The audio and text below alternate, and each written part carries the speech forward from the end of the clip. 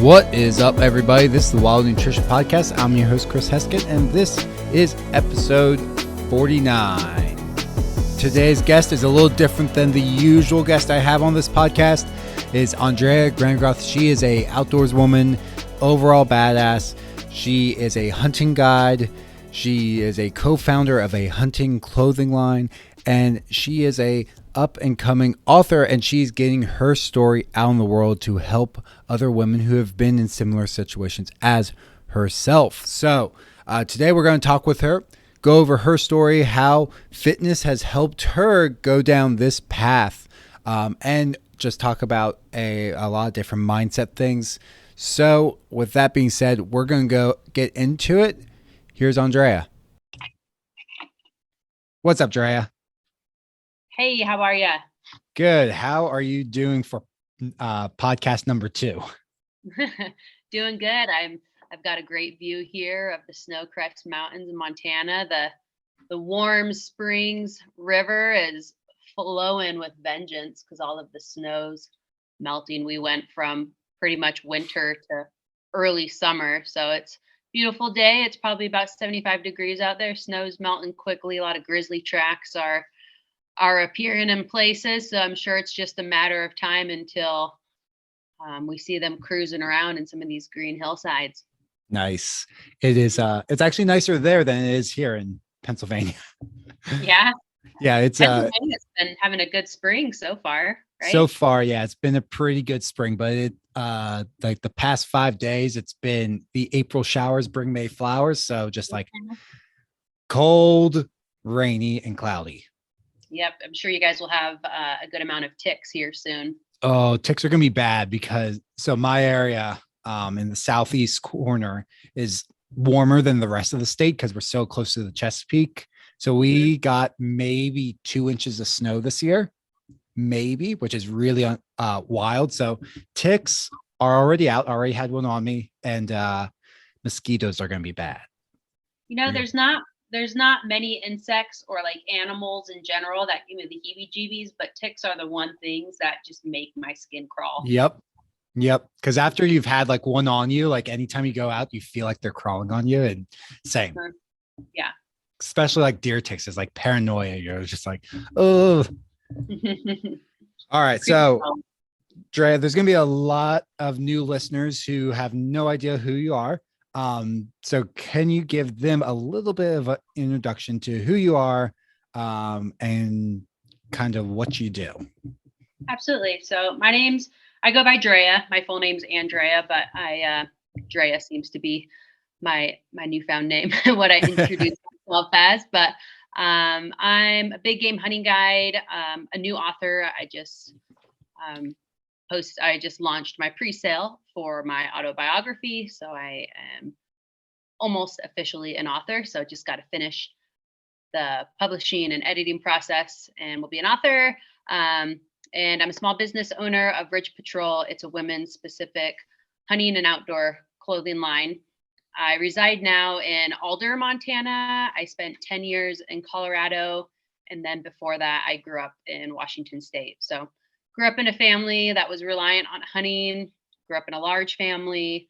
So a lot of my book is about my childhood, just running around outside, learning from wild places, finding myself in wild places. And Colorado, I was there for 10 years. I was a whitewater rafting guide for 10 years. I did the whole like ski resort thing for a while. That's where I started guiding big game hunts, was there, and also started my business there.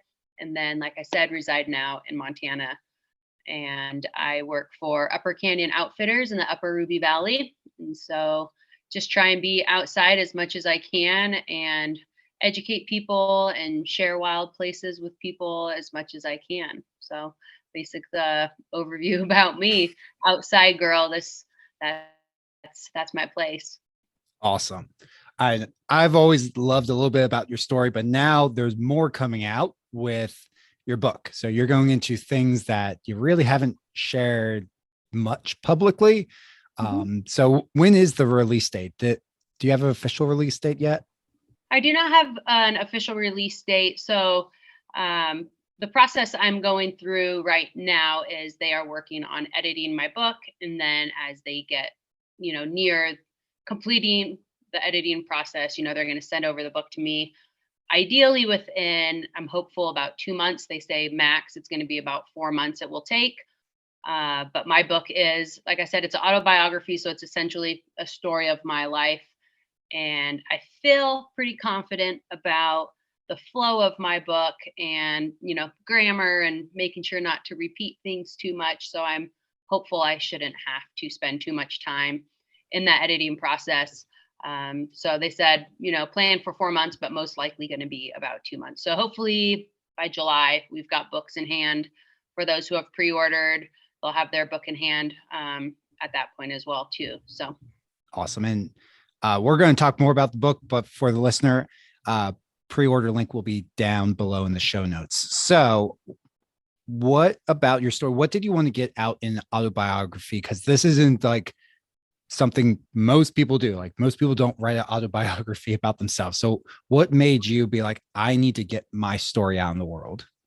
It's a loaded question. There's a lot of reasons why I chose to be vulnerable and to share my story, and like the darkest parts of it and then the best parts of it. It's funny, I was at a brewery a couple months back and I was chatting with this old man, and he asked what my boyfriend and I did for a career. And I told him that I was writing a book and it was an inspirational memoir. And he was like, all right, Drea, tell me, what have you gone through in your 32 years of life that you think you can inspire people? And I looked at him and I said, you know what? A lot. Like, I grew up in a super sheltered religious family. I suffered sexual abuse as a young child. And for years, I didn't tell a single soul. And, if I could go back and change that, absolutely I would. But that's just, the religion that I grew up in, that's sort of the practice that they live by is you forgive and you forget. And so, like, for 15 years of my life, I lived with this horrible secret that haunted me in my nightmares. It was like in high school, I have just like stories from high school of just being this super shy, insecure girl, and all of these different things that come with suffering such a traumatic thing at such a young age. I was roughly 10, 11, 12 years old. And so for my entire teenage years, it was just a fog, and I was confused and I was scared and I was living in fight or flight mode constantly. I suffered with nightmares nearly every single night. I would pee in the carpet in the corner of my bedroom because I was so scared to leave my room in the middle of the night. And years down the road, 15 years later, when I finally, seeked professional help to deal with the many issues that I had been suffering for a long time, and not knowing how to regulate emotion, not knowing how to express myself, like constant fight or flight mode. That was when I realized, like, wow, this is not just happening with me. With each person that I told within that like first 6 months about my story, about half of those people also confided in me that they too suffered some sort of abuse in their lifetime and they were still struggling with it. It was absolutely heartbreaking to hear how many people that I knew within the same religion and people who weren't in that religion as well that had suffered some type of abuse. And I knew I needed to share my story. As soon as I started my healing journey, I knew this was something that needed to be talked about. As I really dove into my guiding career, I was seeing this connection emotionally, spiritually, physically, mentally that my clients were having with these wild places when they came out and they hunted with me. And I feel like I was a little bit more in tune with all that because biggest part of my book, What's Her Wild and Untold Story, is about wild places and how, the rainforest, when I was a young girl, that rainforest gave me a sense of security and calm and peace away from like the chaotic home that I was living in. It taught me confidence, it taught me independence, and it started to heal my wounds, which at that point when I was young. I didn't realize it was such a problem. And so then as I got older, became a hunting guide and started seeing this connection with especially my clients, or maybe it was simply just friends that wanted to come out and hunt with me. I was able to see this connection that these people were having with wild places and how it made them feel grounded and it made them forget about all their troubles at home. And it really put life into perspective for them, gave them that clarity. And to answer your question of what inspired me to write my book, it's a loaded question. There's a lot of it, but the main thing is I want to talk about the hardships that come with suffering some sort of trauma. And it doesn't have to be sexual trauma like I suffered, it could be any type of trauma. But to make our healing, to make our space that a priority so we can be the best version of ourselves. I struggled with relationships for a long time within my family, within my friends, within my peer group, in my dating life, all because I was lost within myself, right? Mm-hmm. And so there's many reasons I'm sharing this book, but I want to share the hard parts. I want to be vulnerable. I want to remind people that like it's okay to be vulnerable and to own your story, to own your truth, and to not let that, become this barrier of like really living to your full potential. Amazing. So 1,000 different directions we can go here. But I love that you ended it that way, because it's like you are doing a lot of things right now, and a lot of people have trauma and it just absolutely cripples them. And I've met a lot of people where they've had some major trauma, like on paper this person should not be succeeding, but they've overcome it, they've succeeded in life, they're doing very, very well, and they get their story out kind of like you're doing, and helps inspire others to rise up and get above it, and it doesn't define them. And then there's other people where they just hold on to this trauma and kind of like it's like a weight that just like holds them down. So it sounds like obviously you're going in the direction of like rising up and having success and telling your story to inspire others to go in that direction. 100%. And I feel like a lot of people, there's this phrase out there, you are like something along those lines of like what you've gone through defines you, or like your past defines you. Like I completely disagree with that. Like I feel like you can let it define you, right? Like you can get stuck in this mentality of like, I'm not worthy. I'm not, for a long time that was what I told myself. Like I'm not worthy of love, like because that was, a side effect of the trauma that I suffered, because it's like, well, this has happened to me. I'm already damaged. So who cares what I do with my life moving forward? And for a while, and I talk about this in my book as well, I got stuck with the wrong crowd.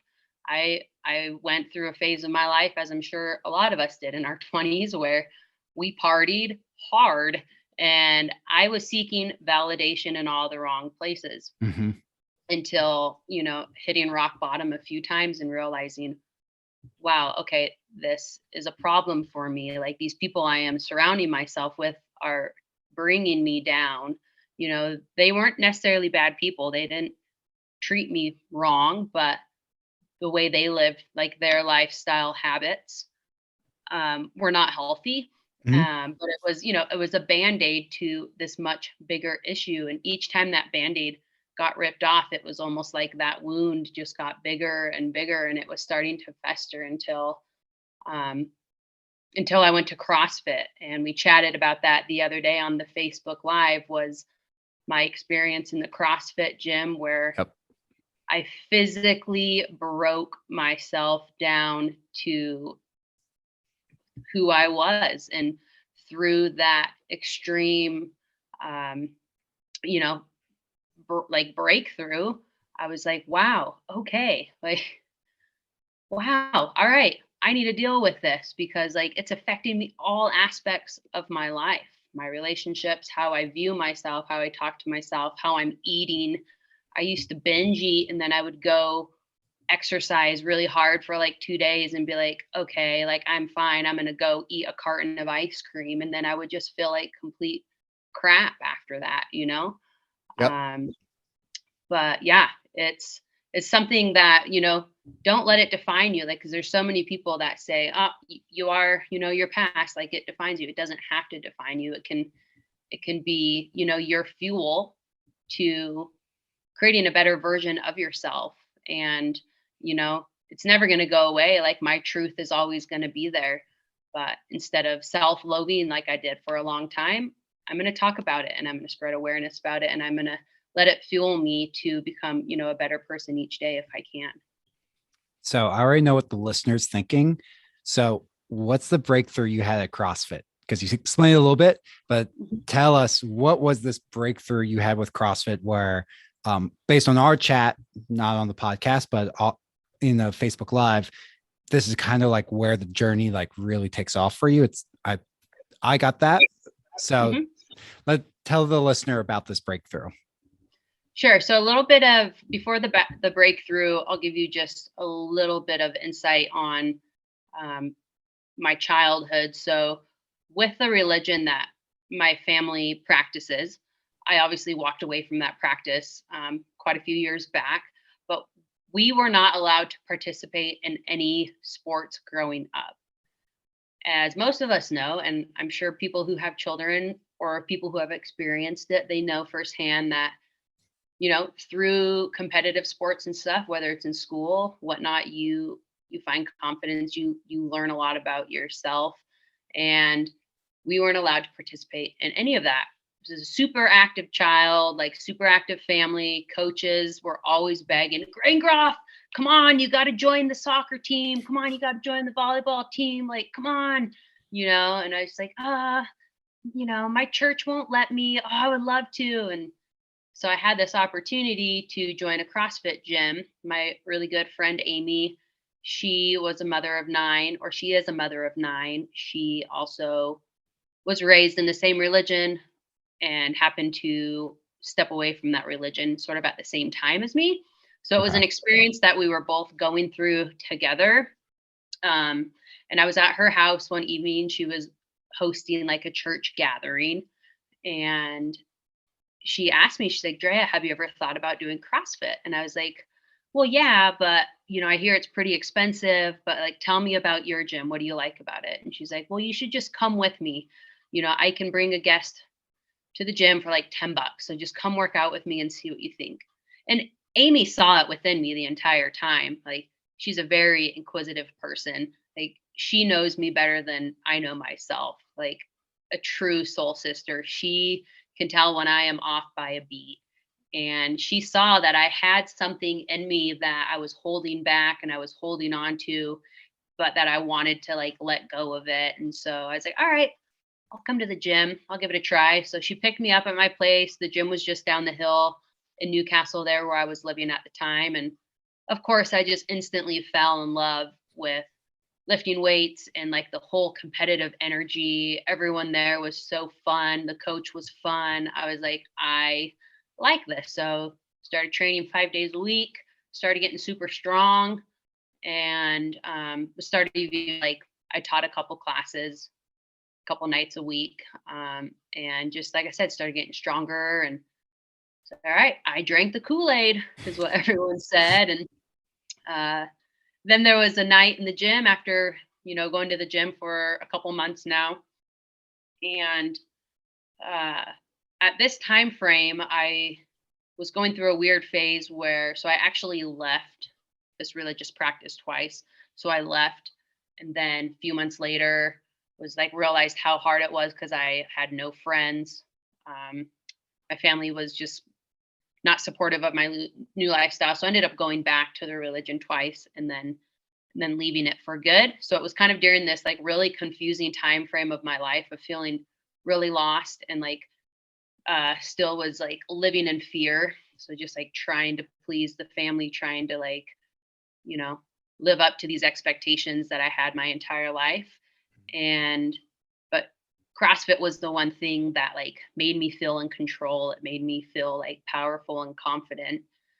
And we were in the gym one night, and we had to do box jumps, sprints, pull-ups, and a snatch. And snatch was the one move in CrossFit that I just couldn't get down. Like, I struggled with it really hard. Like, I was able to like take the bar up over my head, but anytime we added weight to the bar, it was just became so overwhelming, and I got in my head. And so I was like, all right, I'm going to crush this workout. I'm going to go into it.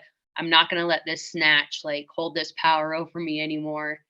And started the workout, boom, busted out my box jumps, busted out my sprints, busted out my pull-ups, and then it was time to get that bar over my head, and I could not get it over my head. So I was sitting there trying and trying, and I was getting so frustrated. Brett, the coach, he was screaming, "Come on, Drea, like, you've got this. Come on, you're so close. All right, take a breather.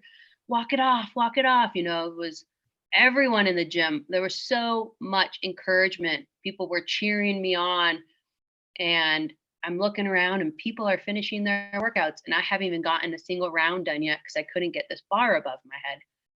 And instantly I went back to what I knew how to do, and that was basically, talk really bad about myself. So I started, I was completely overwhelmed. I was like, wow, what an embarrassment. You're so weak, Drea. Like, you could do better. Like, who do you think you are? You come in here all the time and you crush all these workouts, and now you can't even get this bar over your head, and you're not worthy of success. And just like negative thought after negative thought after negative thought. And my eyes started watering, and I was like pretending that I wasn't getting pissed off. And Brett's like, "What's going on?" And I'm like, "I don't want to talk about it." All these emotions that I've been holding in for 15 years just started coming out, and I got completely overwhelmed. I ran out of the gym, and as soon as I ran out of that gym, that cold winter air like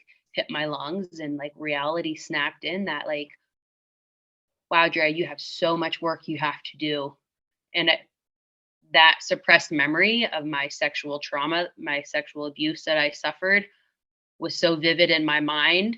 And, for 15 years, I completely forgot about it. Like, I completely suppressed it. There was a little bit of a time frame leading up to joining CrossFit that those memories were coming back, but it was like I was snapped into reality of, you know what? You need to change the way you talk about yourself. You need to start, you need to tell your story. So that night, I told Amy my truth. She was the very first person that I told. And it was the hardest thing I've ever done. We were sitting in her car in my driveway, and I told her my truth. I told her about my sexual abuse that had been holding on to for so long. And she goes, "This all makes complete sense." She's like, "That was so crazy in the gym. Everyone was like, what's going on with Drea? She's always super happy, super bubbly. And she's over there like pissed off because she can't get this bar over her head. She's crying, like, what's going on?" So that workout, it broke me. And I'm so glad it did, because it set into motion this healing journey and this realization that, what? Stuff happens to us, and that's okay. We have to be able to work through it and move past it. And sometimes it takes work, and that was 15 years. I'm still working on it. I'm going to be working on it my whole life. 15 years worth of trauma, of triggers, of, being completely disengaged with what's going on in the world. And so that workout just sort of set everything into motion, and it really gave me a deep connection with staying physically strong. I competed in a couple other races after that, and that's anytime I'm feeling like lazy, or like I don't really want to work out, or I don't want to like move my body and I'm feeling stagnant, I think back to that night in the CrossFit gym, and how it doesn't matter if I go for a walk, if I do a run, if I do like a weighted hike, or if I just throw some weight around. I always have such beautiful clarity when I am pushing myself past the limits. And, it's such a beautiful thing that we can do to improve our overall well being, right? Not only are we getting strong and improving life expectancy, our muscle mass, losing fat, all that, but it's the mental clarity, taking that time to be able to like tap in with yourself and your progress. And so, yeah, that night in the gym just completely set things into motion, especially on the emotional and mental aspects or like connection with pushing yourself past the limits. Awesome. I mean, not awesome, but awesome. There's definitely like when we push ourselves, there's a very like to the extreme, like a lot of CrossFit or a lot of like intense races will do. Anyone who's experienced this knows like you're not really thinking of anything. You're in like this very primal state of like clarity. Like it's just like you and the bar, and that's it. And nothing else is going on in your head. And that's where some of these, like for you, it was these suppressed things. But I know for me personally, there's been things that just like bubble up. And it's like, where the fuck did this come from? And it's like, oh, it's just been hiding in like your subconscious forever. And because you gave it a moment where you had this, you're pushing yourself, you have just like pure emotion and adrenaline, mental clarity, and then all of a sudden, boom, there it is. Like, where did this come from? Yeah, exactly. And I used to watch the show Biggest Loser. I don't think it's like airing anymore, but have you the show Yep. Biggest Loser? Oh yeah, I know the show. Yeah.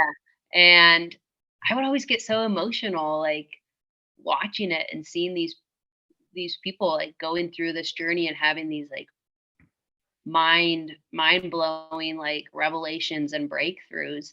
But it's so crazy that my suppressed like my memory of my trauma was so suppressed that not even like seeing that, I wasn't able to like tap back into that, but it always made me really emotional. So like I'm a firm believer that our body keeps the score, and that's been a big part of my healing too. There's a book out there, The Body Keeps the Score, where it's the body holds the score, and it essentially talks about how like our body holds on to these things. And it was so wild to like to make that like comparison years later. I've been like, I always felt like so emotionally, like I felt like what those people were going through, but at the same time, I completely suppressed it. But it was my body's way of telling me, like, Drea, hello, Drea, And then when I had that breakthrough, I was like, oh my gosh, I'm like one of those contestants on The Biggest Loser right now.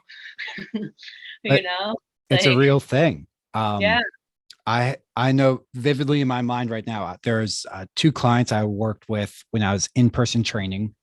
So I'm not going to say any names. I'm going to keep them anonymous, but both of them ended up having these traumas appear and come up in their lives. And I believe one was sexual trauma. The other one, I never got the details because she never came back to the gym after like this stuff bubbled up. So these were two people, like we could not help them lose weight. Like we're doing all the things, like they're doing great in the gym.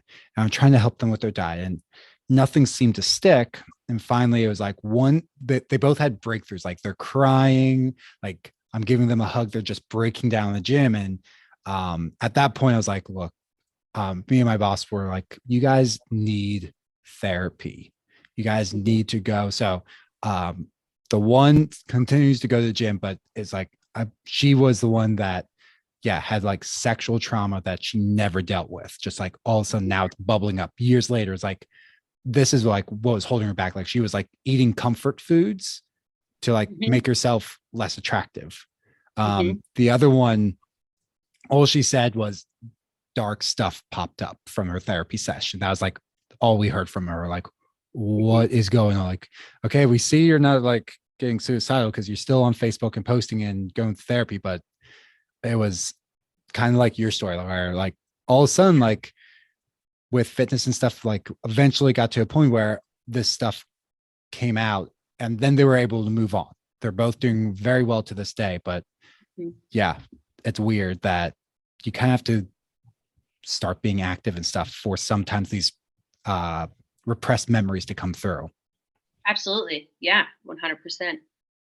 So we had the CrossFit. So after CrossFit, you're doing races, and what was like the next step to like actually like starting to write your book?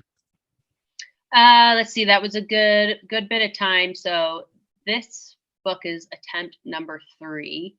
So the first one I wrote, that was 2017 when I really took a dive into writing. So one of my first assignments from my therapist when I first started seeing her, because I was having such a hard time regulating and acknowledging which emotions I was feeling.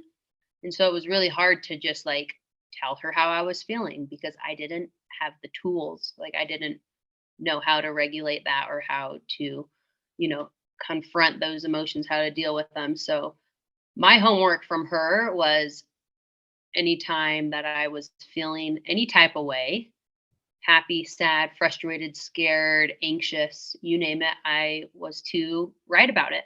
She wanted me to write what I was feeling, why I was feeling that, what caused that, and to just sit with it. And so that gave me an opportunity to really learn about the emotions within myself that I was so confused about for so long, 15 years. And I went out on a solo elk hunt 2017. I took the entire month of September off. So at this time frame, it was probably about a year later. And that previous year, I just like partied and was not taking care of myself and was not sleeping, was not healing, was just finding validation in all the wrong places, and was like, you know what? I want to make a change. And so I spent an entire month of September in the Elk Woods, and I remember being so excited to just completely decompress and to get away and to have the opportunity to really like start diving into who I was, because I felt like I had to rediscover who I was. Because when you hold on to such trauma for so long, you're not like, I was just surviving for the majority of Mhm. my life. So I was like, it's time to learn who Drea is. And I'm going to go out there and I'm going to be alone. And hunting in wild places has always been the best schoolroom and the best humbler out there. And, my family would come and go on the weekends, but for the majority of those 27 days I was out there total, I learned a lot. And, some of those days I didn't even want to hunt. I sat in the hammock and I just started to write.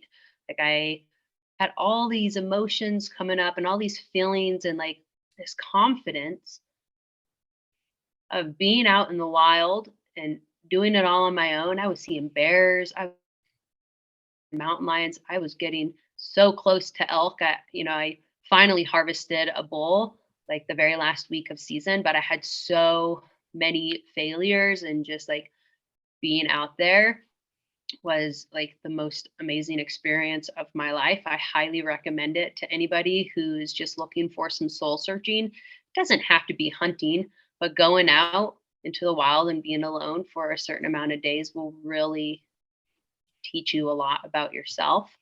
Mhm. I went into that experience like super timid. Like I grew up hunting and I was always out, behind the house growing up by myself all the time, but I felt safe because there wasn't really any predators. And I knew the country and I was only a couple miles behind the house, but here in the back country of Colorado and like having mountain lions screaming while I'm in country that I've never walked before, it really teaches you a lot about yourself.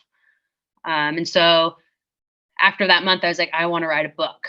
And so I attempted my first book. My computer completely crashed and I lost the first version. And I was like, you know what, that's fine. I feel like I actually haven't healed very much. And I feel like I don't actually really know myself like I should. I don't feel like this is the right perspective to tell it from. So I'll just start again when it feels right.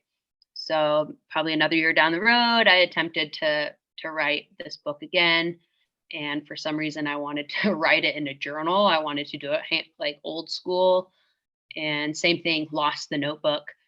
And then, so then I just spent a few years of just being single and doing what I love most, which is being out in the wild. And I learned a lot. And I became a hunting guide, and I just started having all these experiences. I went on the Grand Canyon and did a um, a 14-day river trip on the Grand Canyon. So I was in charge of rowing one of the rafts down. I did some other like river trips, but I really just dove into like going on adventures that like fueled the fire within me, and spent a lot of time alone, like in these wild places, because I was just like in search of like answers and clarity and grounding and healing. And I was constantly receiving these things. And I was like, this is so beautiful that Mother Earth can give us this. Like, that's all I've got to do at the end of the day is I'm going to go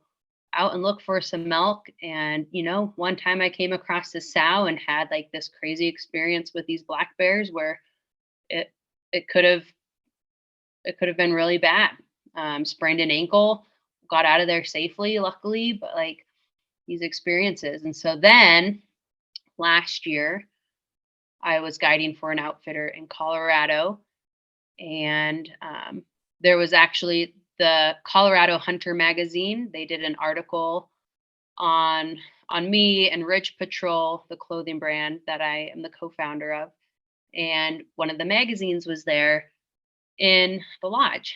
And one of the clients like came up to me, and he was just holding on to this magazine so tight, like he was just grasping onto it. He's like, Drea, do you have an extra copy of this? And I was like, I don't. That's my only copy. Like, what's up? He's like, my wife would love this. She would love your article. Can I bring this home? And I'm like, absolutely. It's all yours. So the next day I was bringing this gentleman out to his morning stand, and he was like, all right, Drea, I'm just going to be honest with you. And if you don't like where this topic is going, just tell me to shut the fuck up. And I'm like, I welcome it. What's up? He told me that his two sons were also suffered sexual abuse when they were young, between like 5 and 7 years old, in their home from their babysitter. Oh, And geez. in that article that was written about me in the Colorado magazine, I talked about how, in a very brief, paragraph, about my experience having sexual trauma, but like how wild places had became like my worshiper, like my healer, my ground place of grounding.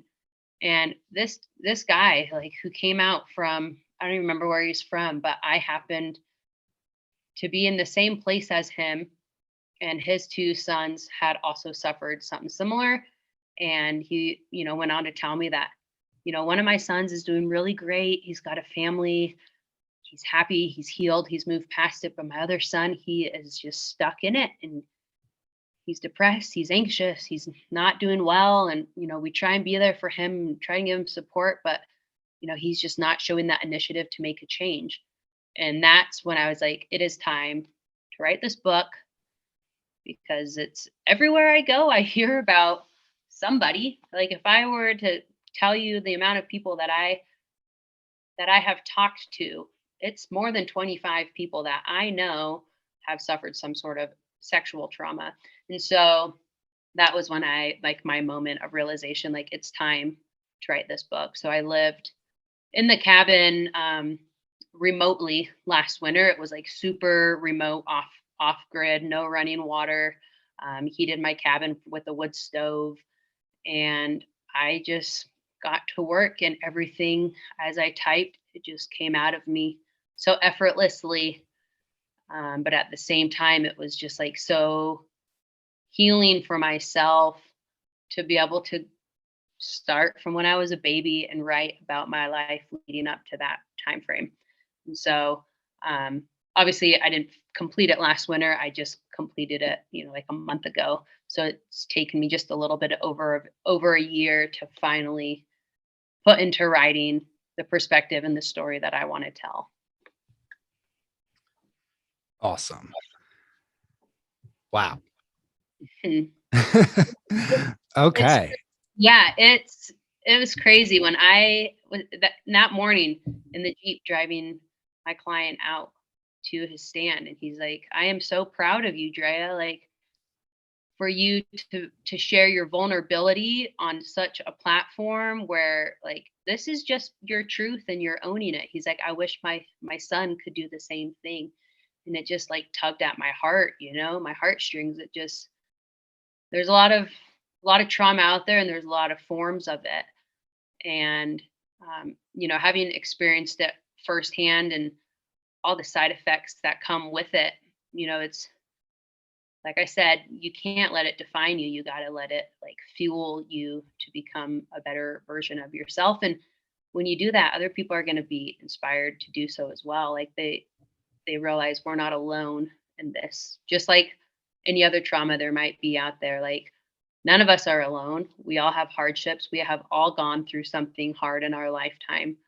But to be able to just like own it and to push forward is really, really beautiful. And I get emotional and like I get the chills thinking about it, like thinking about the person I was in 2000. When was it? No, 2012, when I moved to Colorado, and whitewater rafting, they were the place that like opened my eyes to the world, because my entire life was very sheltered with that religion that we practice. Like you don't spend time with anyone outside of that religious practice. You don't watch TV, you don't listen to music, you don't alter your appearance in any way. It's very fundamentalist Christian. And when I became a whitewater raft guide and was on the river every day and was like meeting these people from all around the world that came out to do the same thing, and there was this sense of community that welcomed me. And whitewater is a big part of my book. It's actually where like my part 2 of my book starts, because I feel like moving to Colorado was like when I was reborn, and it set everything into motion to essentially lead up to where I am now. Okay. So you had the CrossFit thing, and then you had also this white water rafting thing, and then your time outdoors with that elk hunt. And you said you were elk hunting, what, 28 days, 21 days? Well, for that month, yeah, that month of September was 27 days, but every September since then, I essentially have spent in the elk woods. The last couple of years, I've been just guiding in September, but September has become my month of the year to really just reground myself. I work really hard all year long, and September is just sort of my month that I'm like, all right, I'm gonna play. But now being a hunting guide, it's a little bit different, because I'm guiding clients usually half of the month, if not the full month. I was gonna say that's like prime time for guiding. Mm-hmm. Yeah. Awesome. So. Yeah. I know, like, I teach a lot about like nature therapy, and 100% of what you said of like getting outdoors for an extended period of time has therapeutic effects on our bodies and our brains. And it's definitely something I would recommend anyone do. But you don't have to do like the 27 days like you did. Yeah. You can get bent. So if you're listening, you're like, how the hell am I going to get that many days in? You can get just a couple hours, like just like a long hike will be amazing. Or there's something called the 3-day effect. Like if you just want to take like a long weekend, they did research and found that there's changes in our brain after like 72 hours of being out in nature. So instead of like 27 days, if that's not feasible, parents listening, I'm with you on that. Not feasible for me right now, but you can probably do a 3 or 4 day weekend to get outside, and lots of soul searching can happen. I know for me personally, same thing, exactly what you said. Like, I need to figure shit out. I'm going to go outdoors. Let me go for a hike. Let me sit in the tree stand for a few hours, even on like a shitty day, like probably not going to see anything. So it's time to get up there with no cell reception, and it's just me and my thoughts and maybe a journal. Mm-hmm, mm-hmm. The most creative writing that I have done is usually when I'm outside.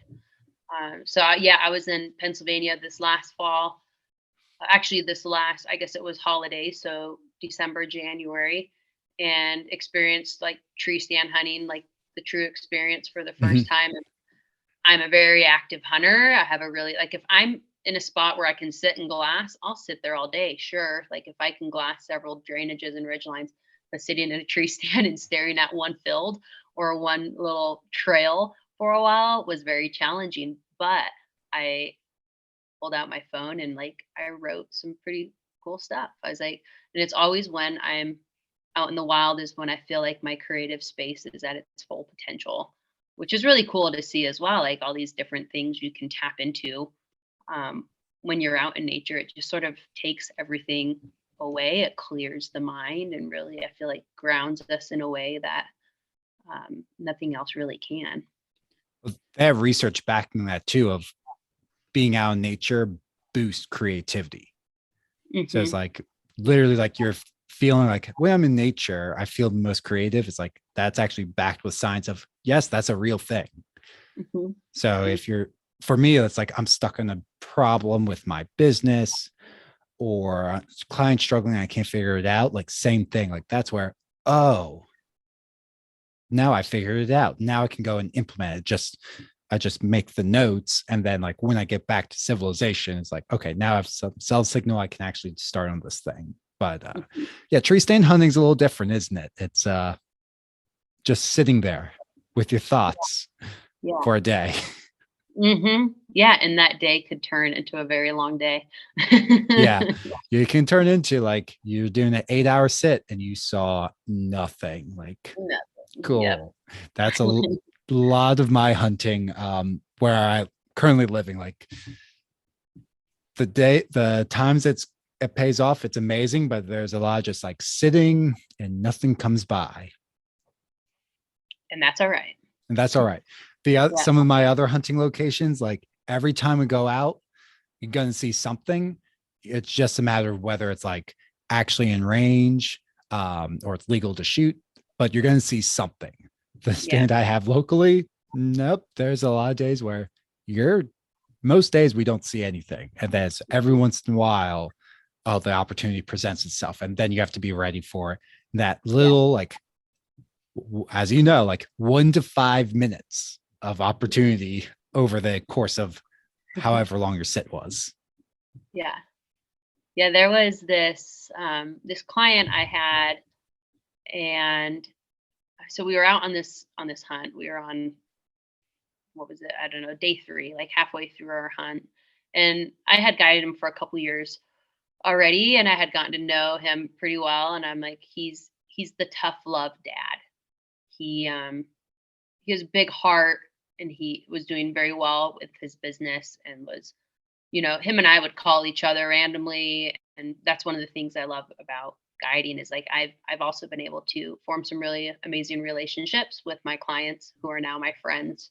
And so we would randomly call each other throughout the year just to check in. And he was married once, divorced. His wife wasn't a healthy relationship. And so that kind of stemmed relationships with his children that were very like based off like hard love. Like he just came across as like, I'm going to support you, but I'm giving you like tough love all the time. Like very almost like abrasive, like says what's on his mind, but like, hey, I love you. Like, I'm just trying to support you and encourage you. And his second wife, they like felt, it was just like he explained to me like it was this love that's the only kind of love he would like. It was true love. And they had a really beautiful relationship. And she died suddenly. She was super healthy. And she died suddenly. And it was a year later when we were hunting together. It was a year later from her passing. And I ended up having to I went to go do some scouting and glassing elsewhere. And he was like, I want to just go fish for a little bit. I'm going to go sit by the stream and fish. I could tell things were a little bit off with him. And I was like, all right, I'm going to go look for some animals. He was a little bit sick as well at the time. Like his health wasn't so great. So we weren't able to push as hard as I can with some clients. And I came back, we regrouped, and he was like, Drea, I pulled out the letter that she wrote me. So she wrote his wife before she passed. She wrote him a letter and she said, I don't want you to open this letter now. I want you to open it someday when after I'm gone, when you feel like you're ready and when you feel like you're in a good place to receive what I am trying to like my message I'm trying to tell you. So that day, he decided he was going to read that letter. It was a year after her passing. And he went and sat by the stream, read the letter, and just had this like profound clarity on like life. She completely like changed his perspective. And he was like, I realized that I'm getting older and I have limited time with my children. And like, I really need to be more gentle with them. And I, need to spend more time with them. And I need to spend more time hunting and fishing and being out here because I've been wanting to open this letter for so long, but I haven't been in a place to be able to do it. But being out in the mountains always brings me such peace and calm. And I felt so connected with her and I could feel her energy. And I knew it was time to read this letter.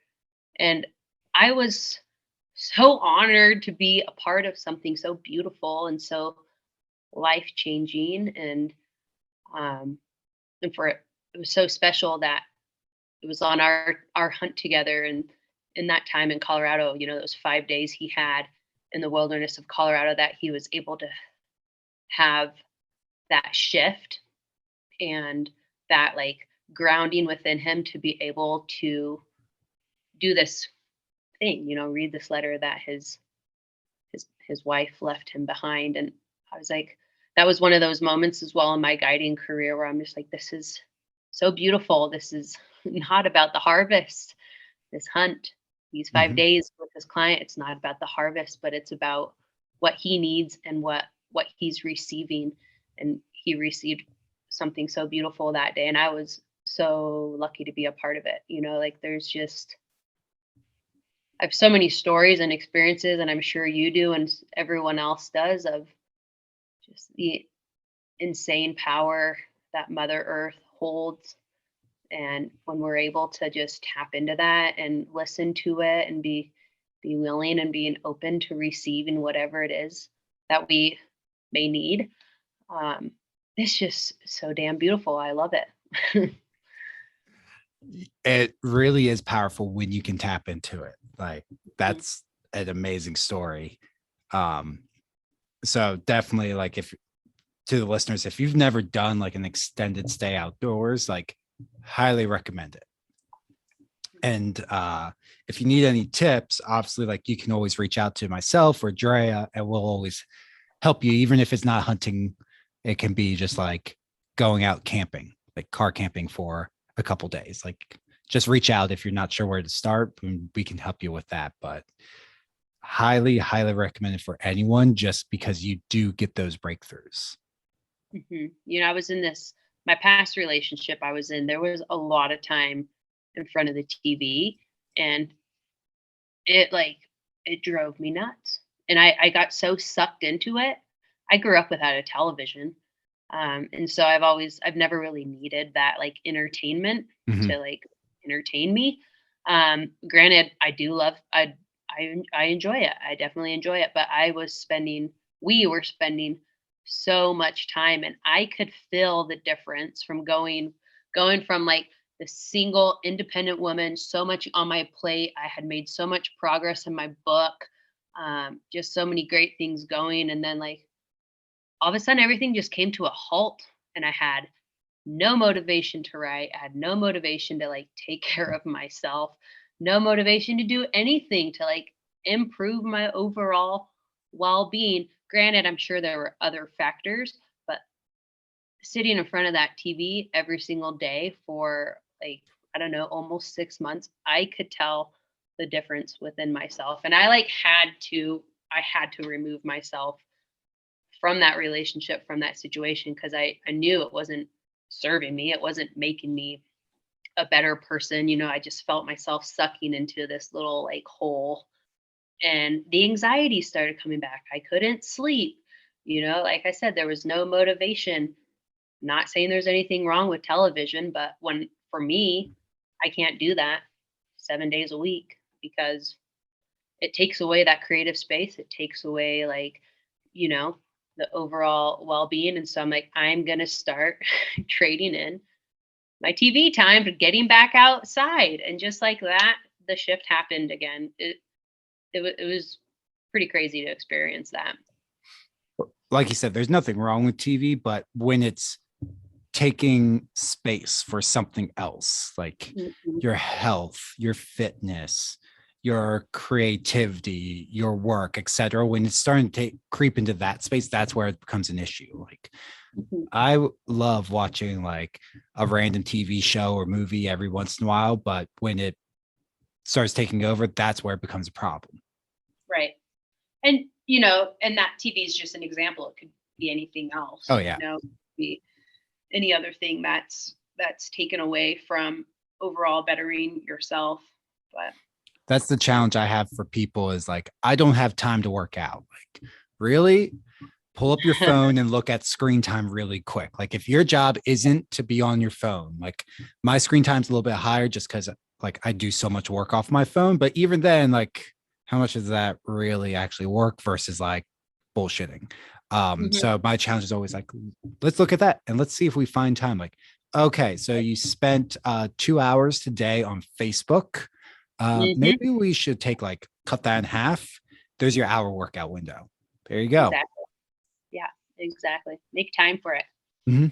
And you just people don't realize like how much time they're wasting. Like it's very easy. Like social media platforms, TV, they make it so you get sucked in. Like they make more money the longer you're on there.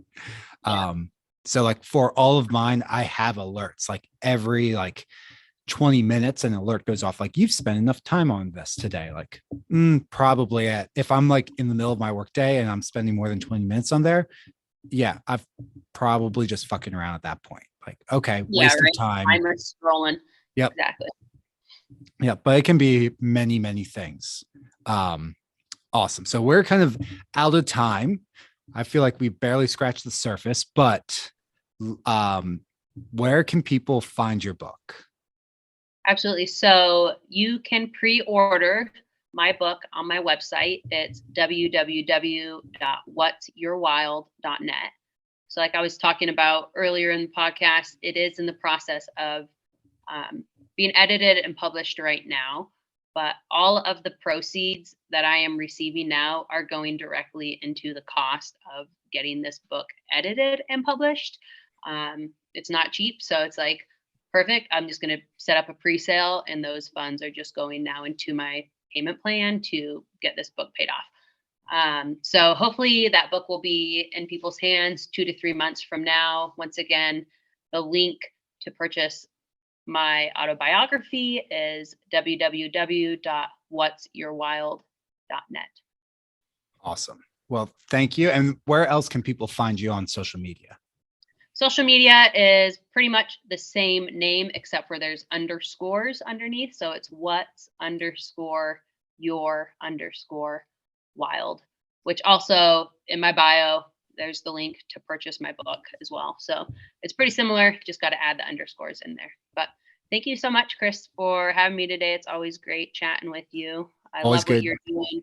Love what you're doing with the peak wellness and helping people live healthier lives. I think it's much needed in this day and age. 100%. And I'm excited to see when your book comes out. I'll get on that pre-order list, and listeners, all that stuff will be down in the show notes. So make sure to go check out the show notes, grab your copy, or at least just give Drea a follow.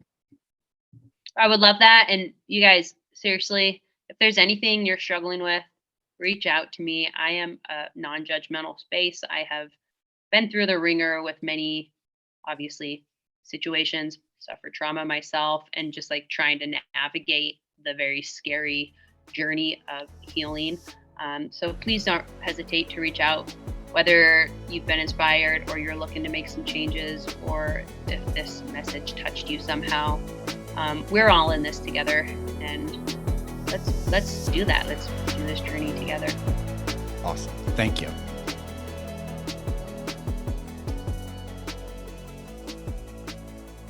Hey, thanks for tuning in to today's episode. Make sure go follow Drea on social media. Check out her company. Make sure to pre-order her book. That link is going to be down in the show notes. Also, we are running a Fix Your Metabolism Masterclass. So that link's going to be down below. That's going to be this week. I know it's a little last minute.